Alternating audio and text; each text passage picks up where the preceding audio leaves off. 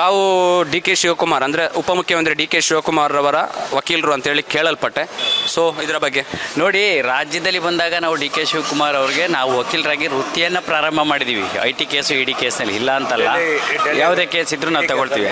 ಹಾಗಂತ ಹೇಳಿ ನಾವು ಕಾಂಗ್ರೆಸ್ ಪಕ್ಷದವರು ಅಂತಕ್ಕಂಥದ್ದೆಲ್ಲೂ ಇಲ್ವಲ್ಲ. ನಾನು ಕಾಂಗ್ರೆಸ್ ಪಕ್ಷದಲ್ಲಿ ಸದಸ್ಯತ್ವ ಪಡೆದಿದ್ದೀನ? ಇಲ್ಲ.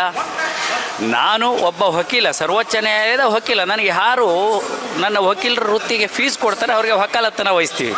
ನಾವು ಪಕ್ಷಕ್ಕೆ ಅಂತ ಹೇಳಲ್ಲ. ಈಗ ಬಿ ಜೆ ಪಿ ಪಕ್ಷದಲ್ಲಿ ಮೈಸೂರಿನಲ್ಲಿ ರಾಮದಾಸ್ ವಿರುದ್ಧ ಅರ್ಜಿ ಹಾಕಿದ್ದೀನಿ ಸುಪ್ರೀಂ ಕೋರ್ಟಲ್ಲಿ.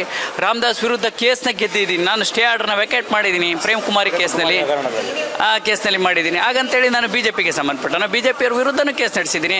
ಸಿದ್ದರಾಮಯ್ಯನವ್ರ ವಿರುದ್ಧ ಮೈಸೂರಿನಲ್ಲಿ ಇಲ್ವಾಲ್ದಲ್ಲಿರ್ತಕ್ಕಂಥ ಸಾಕಮ್ಮನವರ ಒಂದು ಪ್ರಾಪರ್ಟಿ ಸರ್ವೆ ನಂಬರ್ 79/1 ಅವ್ರು ಕಟ್ಟಿರ್ತಕ್ಕಂಥ ಮನೆಯ ಪ್ರಾಪರ್ಟಿ ವಿರುದ್ಧನೂ ಕೂಡ ನಾನು ಸುಪ್ರೀಂ ಕೋರ್ಟ್ನಲ್ಲಿ ಸುದೀರ್ಘವಾಗಿ 20 ನಿಮಿಷಗಳ ಕಾಲ ಕಳೆದ 2022ರಲ್ಲಿ ಚೀಫ್ ಜಸ್ಟಿಸ್ ಬೊಬ್ಬೇಡ್ರವ್ರ ಮುಂದೆ ಆರ್ಗ್ಯುಮೆಂಟನ್ನು ಮಾಡಿದ್ದೀನಿ. ಅಲ್ಲೂ ಕೂಡ ಒಂದು ಹಿನ್ನಡೆಯಾಗಿದೆ. ಹಾಗಂತ ಹೇಳಿ ನಾನು BJPಗೆ ಸೇರಿದನು, ಕಾಂಗ್ರೆಸ್ಗೆ ಸೇರಿದನು, JDSಗೆ ಸೇರಿದನಲ್ಲ. ನನಗೆ ಯಾರು ಹಣ ಕೊಟ್ಟು ನನ್ನನ್ನು ವಕೀಲನಾಗಿ ಆಯ್ಕೆ ಮಾಡ್ತಾರೆ ಅವ್ರಿಗಷ್ಟೇ ವಕೀಲ ನಾನು. ಅಂತಿಮವಾಗಿ ಈ ಬಾರಿ NDAನೇ ಬರಬೇಕು. 100ಗೆ 200% NDA ಮೈತ್ರಿಕೂಟ ಬರ್ತಕ್ಕಂಥದ್ದಿದೆ.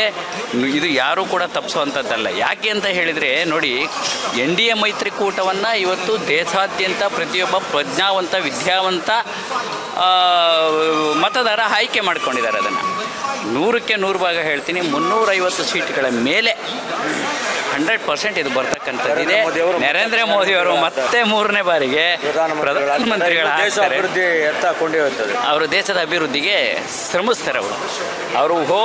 ಅವ್ರು ಇರ್ತಕ್ಕಂಥ ಒಂದು ಇದರಲ್ಲಿ ಎಷ್ಟೆಷ್ಟು ಹಲವಾರು ಯೋಜನೆಗಳನ್ನ ಮಾಡ್ತಾರೆ. ಆದರೆ ನಾನು ಒಂದು ಹೇಳಲಿಕ್ಕೆ ಇಷ್ಟಪಡ್ತೀನಿ ನರೇಂದ್ರ ಮೋದಿಯವರಿಗೆ, ನಿಮ್ಮ ಪಕ್ಷದಲ್ಲಿ ಇದ್ದಂತಹ ವಾಜಪೇಯಿ ಅವರು ಮಾಡಿದಂಥದ್ದು ಯಾವುದಾದ್ರೂ ಒಂದು ರಸ್ತೆಗೆ ಅಂದರೆ ನ್ಯಾಷನಲ್ ಹೈವೇಗೆ ಅವರ ಒಂದು ಹೆಸರನ್ನ ಇಡಿ. ಏಕೆಂದರೆ ಅವರು LK ಅಡ್ವಾಣಿಯವರು ಎಲ್ಲ ಕೂಡ ಒಂದು BJPಯನ್ನು ಕಟ್ಟೋಕ್ಕೆ ಪ್ರಯತ್ನ ಪಟ್ಟಂಥವ್ರು. ಈ ಭಾಗದಲ್ಲಿ ಕರ್ನಾಟಕದಲ್ಲೂ ಕೂಡ ಸನ್ಮಾನ್ಯ ಯಡಿಯೂರಪ್ಪನವರು ಭಾಳಷ್ಟು ಪ್ರಯತ್ನವನ್ನು ಪಟ್ಟು ಅವರು BJPಯನ್ನು ಕಟ್ಟಿ ಬೆಳೆಸಿದಂಥ ವ್ಯಕ್ತಿಯಾಗಿದ್ದಾರೆ.